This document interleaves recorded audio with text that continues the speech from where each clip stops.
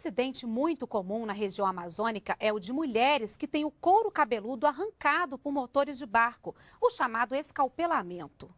E hoje é o Dia Nacional de Combate e Prevenção a esse tipo de acidente. Quem tem ao vivo os detalhes é a repórter Priscila Machado. Priscila, boa noite.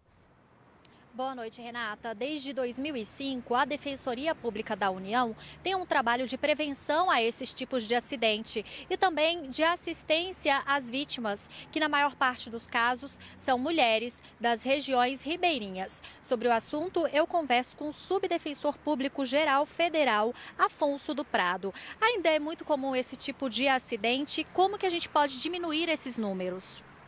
Ainda é muito comum esse tipo de acidente em toda a bacia fluvial brasileira, com mais destaque para a bacia amazônica.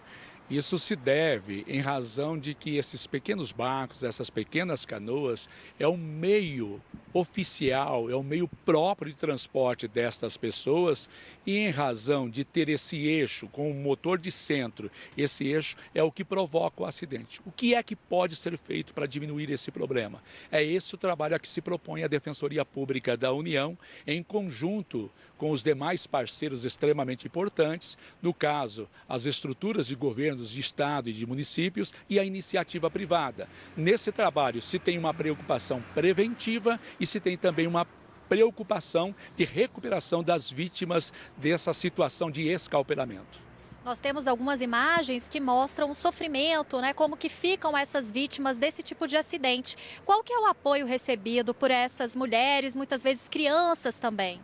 A grande preocupação no projeto desenvolvido pela Defensoria Pública da União está centrada na questão da dignidade e da questão da humanização destas situações. Essas mulheres, ao sofrerem um acidente de escalpelamento, elas têm retirado o seu couro cabeludo e às vezes até parte do rosto, da face. Esse é um trabalho em que envolve diretamente a participação dessa recuperação da autoestima, tendo nesse protagonismo a necessidade da participação dos sistemas de saúde, e aí entra o poder público colaborando diretamente e entra também a iniciativa privada para com essas mulheres na realização das cirurgias plásticas, o que tem que pelo menos trazido um certo reconforto a essas situações de vítimas de escalpelamento.